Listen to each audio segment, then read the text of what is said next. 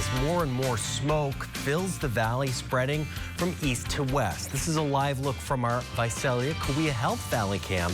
Right now in Visalia, visibility is a bit reduced. As you can see, you can't see too far into the distance. It is 61 degrees in Visalia, 71 in Fresno, 61 in Madera, and 70 in Merced right now. Temperatures will get a little bit warmer through the next couple days. This weekend will continue to have the smoke linger before cooler temperatures and some clearing on into next week. That's before a chance of some wintry weather. It's all ahead in your full local Weather Authority forecast. KSEE 24 News at 11 starts now.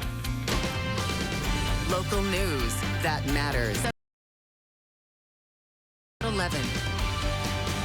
We had a caller call in stating that there was a male adult wearing a certain type of clothing, darker clothing, leaving the area.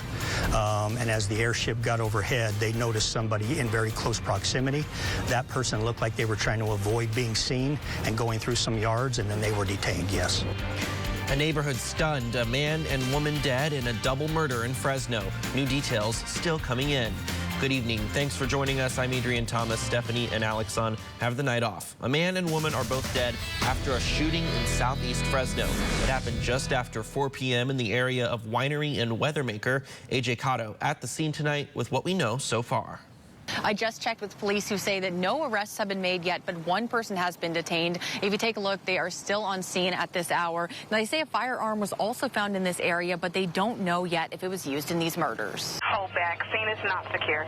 Calls for shots fired on the 4900 block of East Weathermaker lead police to a double homicide investigation. Lieutenant Larry Bolin with Fresno PD says witnesses described an escalating confrontation. There were multiple people in front of the location, and it appeared there was some yelling and some type of disturbance that broke out before people heard shots fired. The two victims were found shot in the driveway. More callers said they saw a man running from the scene wearing dark clothing. Air support was able to spot the possible subject running through yards. He's starting to run now. He's running west on Osmond from Winery. That's where the man was detained. We do not know exactly what his affiliation is to the location yet. We do know that he is related somehow to the area and possibly even to the location it occurred at. Police say the victims are a woman who appears to be in her mid-30s and a man who looks to be in his late teens. They say they don't know if this was domestic violence related at this time, but they're working to find some answers. We still need to canvass and speak to multiple people out here that may or may not have been contacted originally. We're also going to be looking for video surveillance in the area to help push this case forward. Police do know other people left the area. They are looking to talk to them. They're also trying to positively ID the victims before releasing their identities, and they do say that they will be on scene here throughout the night. In southeast Fresno, AJ Cotto, KSEE 24, local news that matters. And new tonight, the community honored the 15-year-old Hoover High School student killed in a DUI crash less than 2 weeks ago. Liliana Romero was riding in a car with friends when the 17-year-old driver crashed into a tree at Barstow and First. We caught up with her mother earlier this evening ahead of Liliana being honored at her school's football game at McLean Stadium. A sea of white at McLean Stadium in honor of Liliana Romero. Her mother says white was her favorite color. Liliana was killed just 5 days before her 16th birthday. The accident happened in the early morning hours of September 20th. Police say a car with 7 teens crashed into a tree in northeast Fresno. Liliana was killed, several others were injured, and the driver, a 17-year-old boy, was arrested and could be charged as an adult. Everybody's lost in this situation. We all lose. I lost my child. People can't walk. Another child's still in the hospital.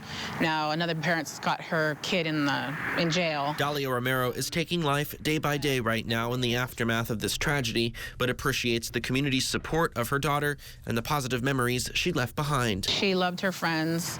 She loved her family. She just wanted to, do well in her life. Dalia has this message for other teens in the community and their families about the dangers of drinking and driving. If you do make that choice, call your parents if you don't feel comfortable.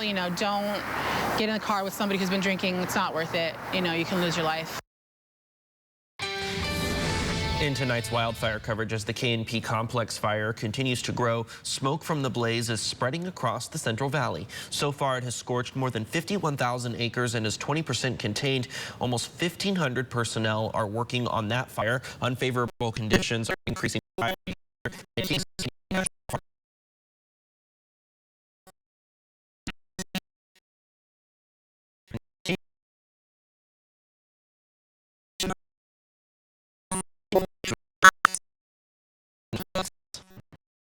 these lines, contingency lines, are solid and very good.